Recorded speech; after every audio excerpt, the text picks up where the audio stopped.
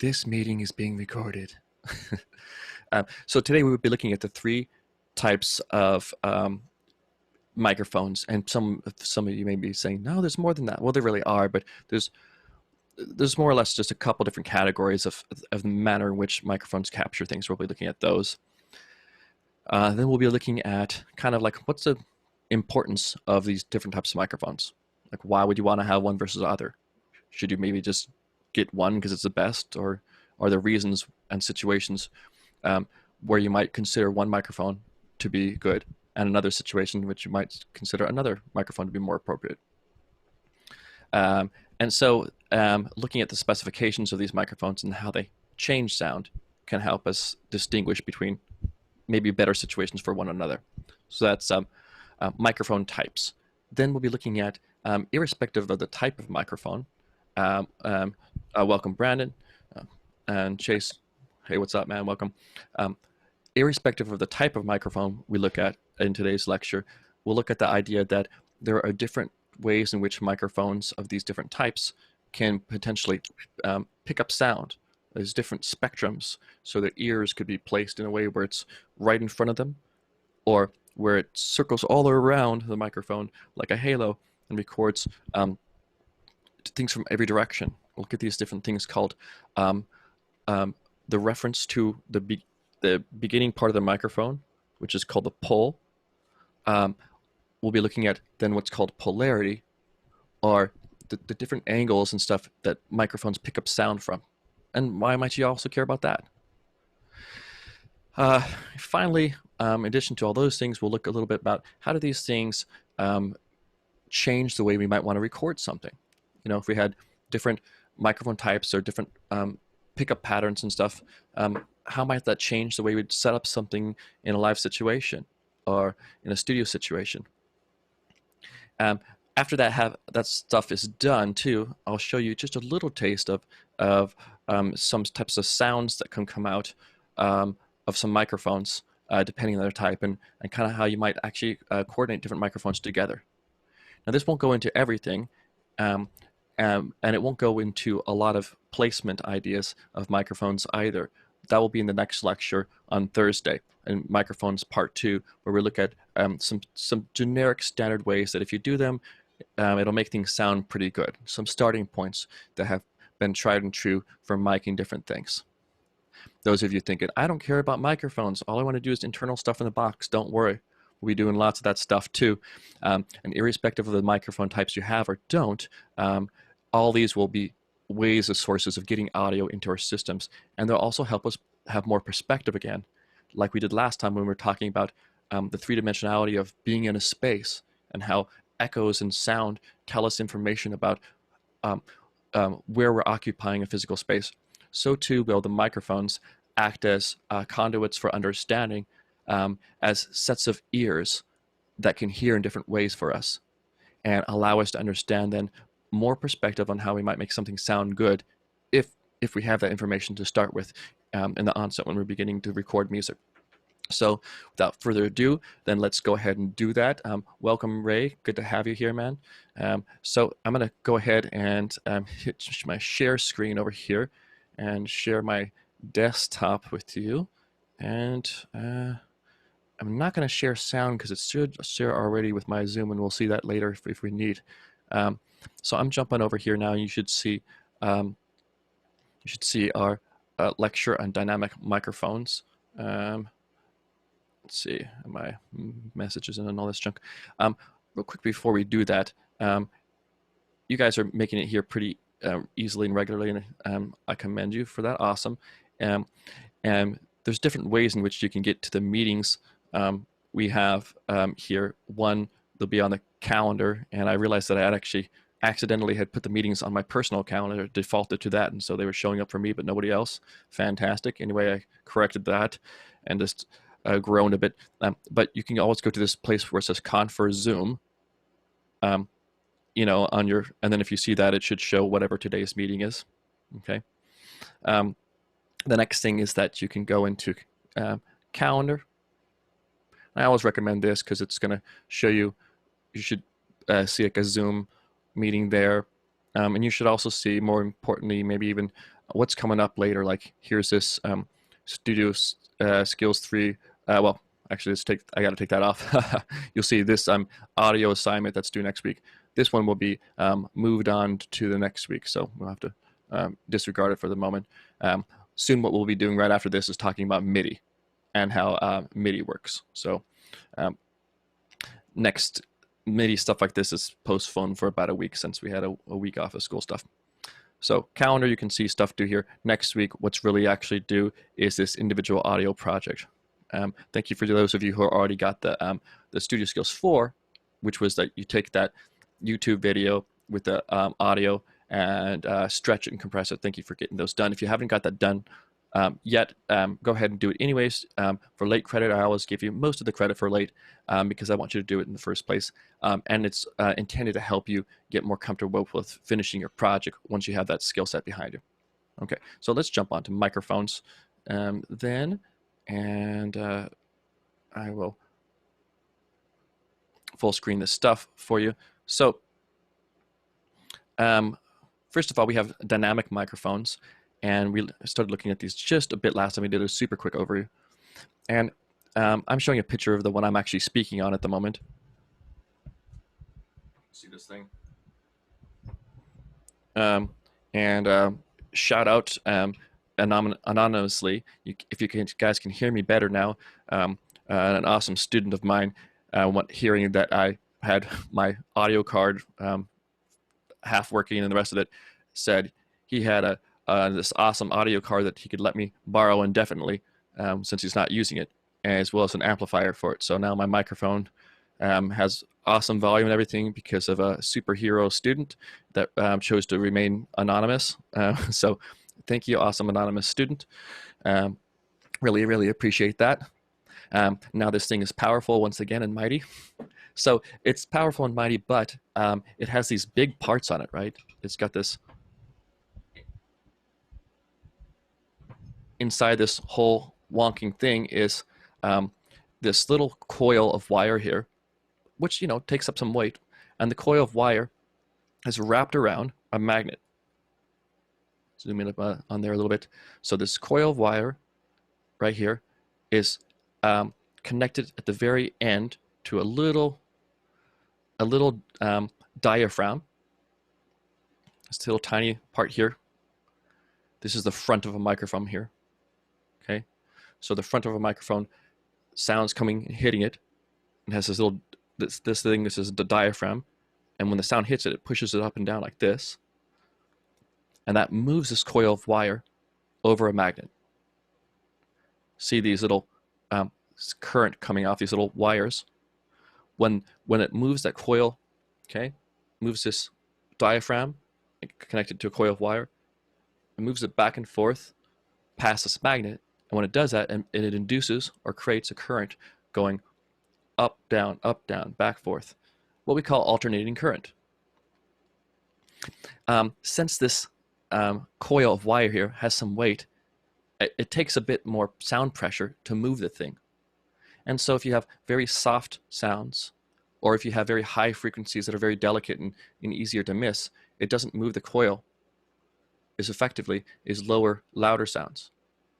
And so what happens is the microphone, this dynamic microphone then, because of its cumbersome physical nature to a certain degree, it's going to naturally filter out or block out sounds that are softer, further away, or higher in pitch, in these smaller little, fine time grain variations.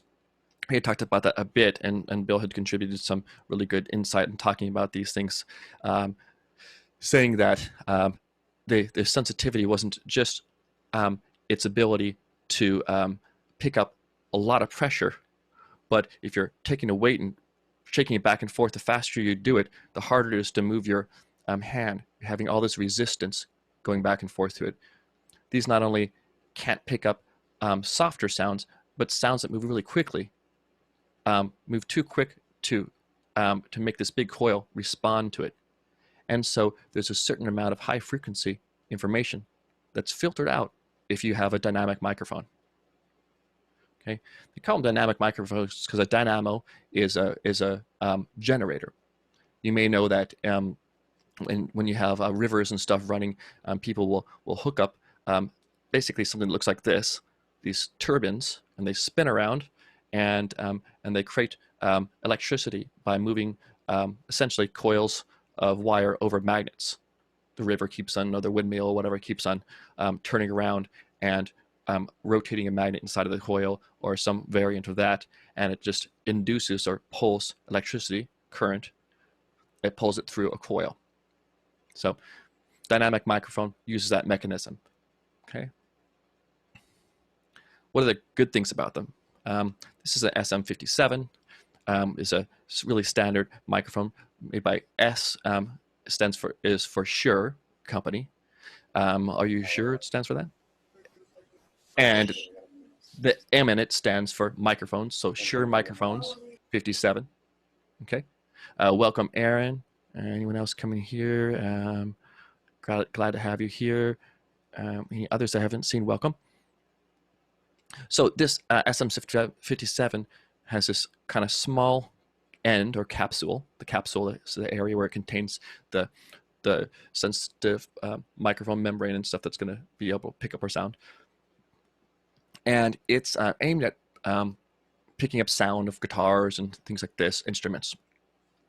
It's also known to be one of these classic microphones that's super rugged. So much so that people joke about using it as a hammer. You can use it as a microphone, or you can beat things with it. It'll survive whatever. Okay, so it's rugged. Part of what makes it rugged is it has that cumbersome coil of wire inside of it, versus something we'll see later, which is a sensitive plate that we have in what are called condenser microphones. Okay, so rugged microphones in general, they're not going to get damaged very easily. They don't get damaged by either dropping stuff, although you don't want to drop them. Don't do mic drops unless you have a horrible microphone. They're going to make everyone in the audio industry hate you. They're very rugged. They also can withstand a lot of weather type of things. I mean, they don't get messed up by moisture and stuff as much. They don't require separate power. So you can just plug them in with a microphone cable into your audio interface, and they'll pick stuff up. They generate their electricity just by the air hitting that voice coil and moving it back and forth over the magnet. What are they good for? Well, the best thing about them really is for live audio. Because that microphone, again, has a coil of wire that requires more energy to move it back and forth, and because that in turn makes it so it's not quite as sensitive further away, that means that it's not going to have sound from over here or sound from over here. It's not going to have sounds from these big distances pick up right next to the microphone. That's actually a good thing, because then you don't have sound crossing over from another instrument like the guitar next to you or vocalist next to you. You don't have that sound from them getting into your microphone as well, or what we call in the audio industry bleeding into our signal here. We don't have combinations of those. Later on, if you do record a live concert too, that means you can also take out each of these recordings of your microphone separately and kind of adjust the volumes after the facts in a different remix. So it gives you a lot of power. And a final thing about that is, not only does it not pick up the bleed as much, but it'll make it so that it doesn't accidentally pick up the sound coming out of the speakers, which comes into the microphone, out of the speakers, into the microphone, out of the speakers, back and forth, creating a louder and louder amplified sound, or what we call feedback, a feedback loop. If you heard the shrieking of a microphone when you put it in front of the speakers, we looked at this in the beginning of the class. I said, don't take your microphone and aim it at the speaker. Aim it at yourself, okay, in the opposite direction of the speaker. That's because if you speak in the microphone and it goes out towards the speaker, it's aimed at the speaker that's producing the sound, as soon as it goes out of the microphone hits the speaker and goes right back into the microphone, and amplifies itself until it's piercing and blows out your speakers or ears or something. So these are great for live, because it's much easier then to avoid problems with feedback. Myself, okay, and all my brilliant lack of experience on stage at school back in the day, brought a condenser microphone because I heard that condensers were better. Hey, welcome, Marissa. I heard condensers were better, and I just thought, oh yeah, they're always better, right? That's what they use in a studio. So I brought a super sensitive condenser microphone on the stage, and to try to do my weird experimental music thing, and I had to hide myself in the extreme back of the stage and turn down my microphone sensitivity as much as possible so that the speakers on stage wouldn't get sound into my microphone. I could barely do it. It was almost impossible to make anything work. I learned after that that condenser doesn't necessarily mean better.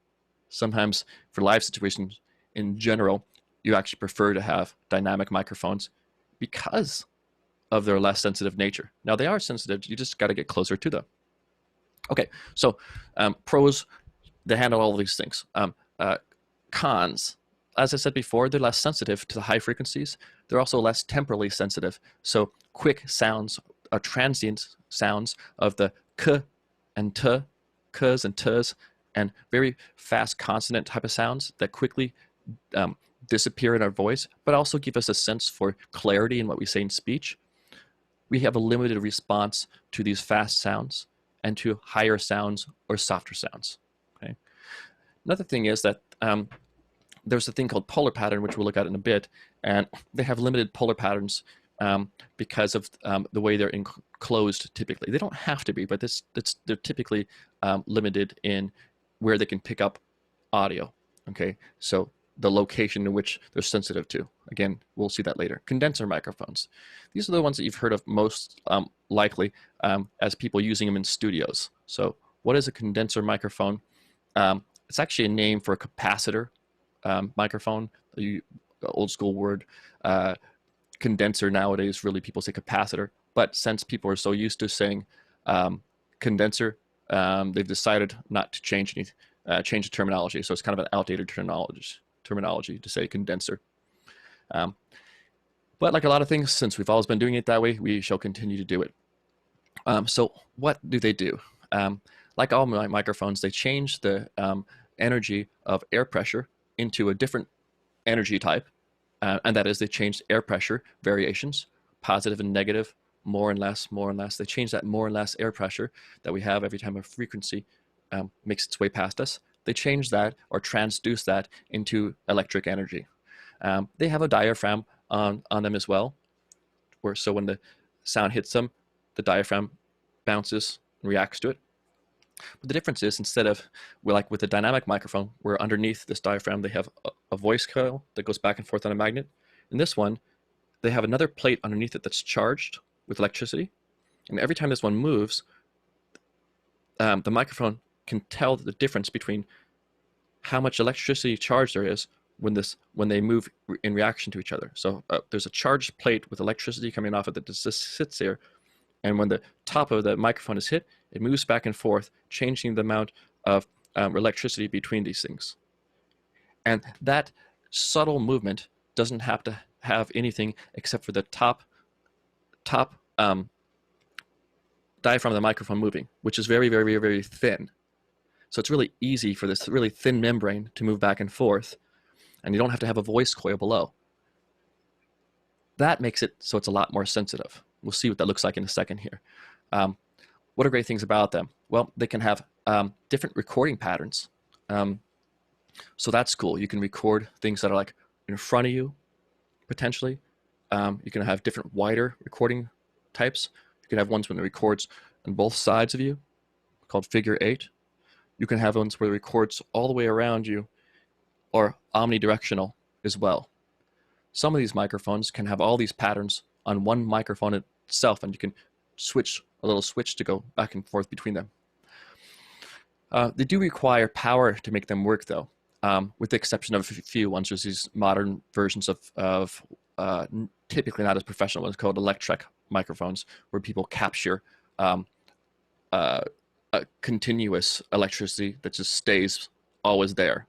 Those aren't very common, so I'm kind of ignoring them. But for the most part, they require phantom power because they need to make the plate below our diaphragm, they need to make it charged with electricity so that we can see what the differences are.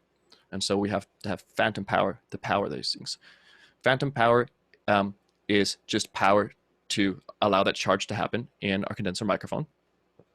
And it's almost always 48 volts.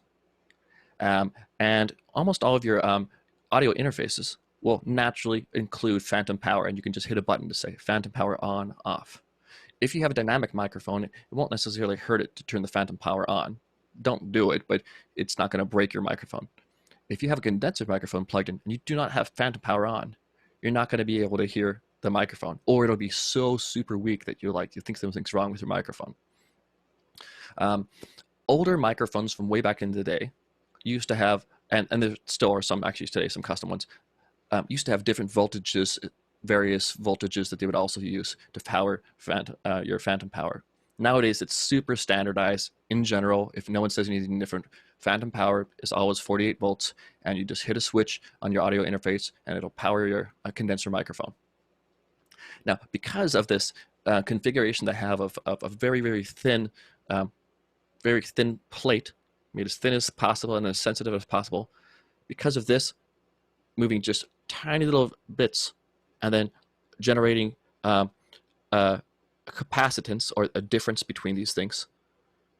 Since that's really, really easy to do compared to moving a whole coil of wire, they're very sensitive to loudness, including loudness from a distance, and they're sensitive to high frequencies more so than you would have with dynamics.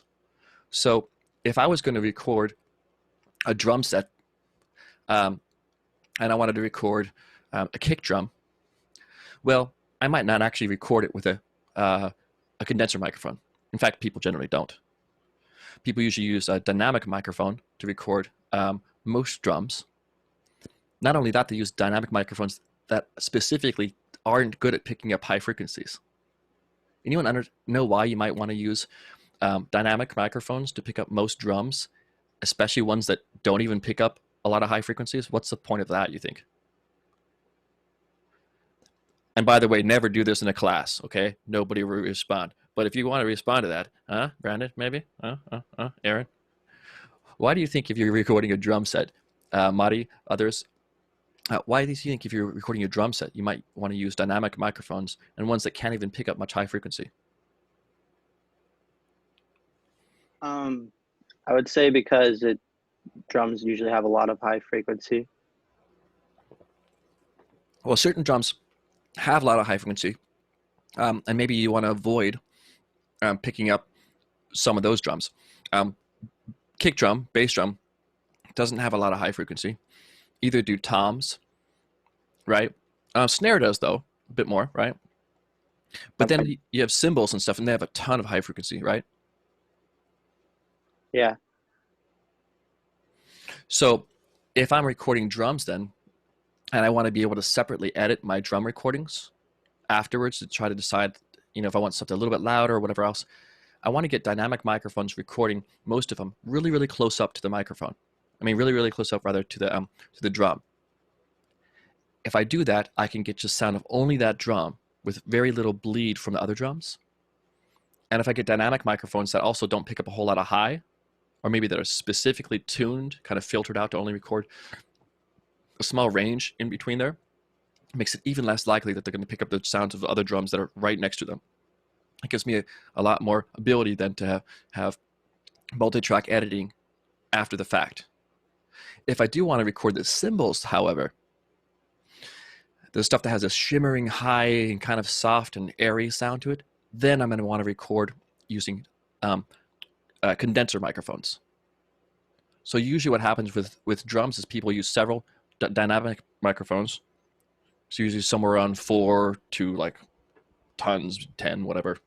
They use a bunch of dynamic microphones to record many of the lower sounding drums, and then they'll have sitting above them, we call them overhead mics. Sitting above them, they'll use very, very sensitive and often omnidirectional, ones that record all around you, condenser microphones to pick up an image of the whole kit together, including the sound of all the high, really shimmering frequencies that might not be picked up as easily by the dynamic microphone. So high sensitive to loud stuff, so sensitive to loudness much more, and sensitive to high frequencies. Here's an inside look at a condenser microphone. This is up here. You see this, the front of the microphone here, this the diaphragm here, and then below it is called what's called the charged plate or back plate. Sometimes they call this one the diaphragm. They call it the front plate. Sometimes they just call it a diaphragm. People call them different names. But essentially, in between these two things, there's an electrical charge, and there's a difference between those charges that's um, sent out as electrical differences, or this is called capacitance. And so when this moves back and forth, um, it changes the capacitance of the microphone, and therefore it changes the amount of electrical reading that comes out. All microphones really generate a super small amount of electricity. They don't generate a lot, which is why we need to amplify their signal a bunch afterwards. Okay, so we have this difference here, and it's kind of embedded in here. Now this one, it actually has two different capsules in it. There's one in this front here area, and there's another in this back area. You can see why that is later. But so sound's going to hit a microphone at the very light diaphragm, the front plate, and it causes it to move.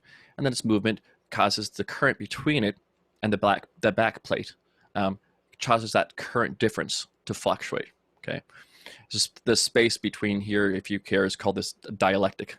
It's like dialogue going back and forth between things.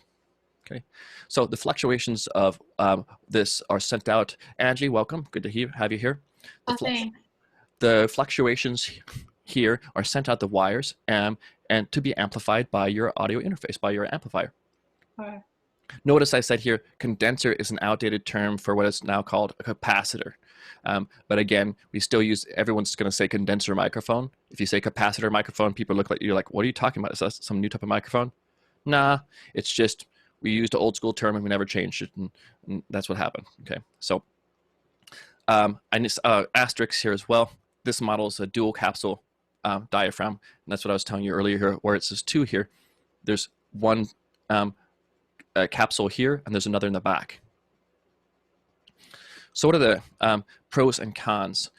Pros are that they're very sensitive with detailed sound, and they could require a wider range of frequency. So they're going to have a more even response to frequencies across the entire spectrum, or what we call a more linear frequency response, meaning they give about the same amount of loudness to the low, middle, and high sounds, all the different frequency bands.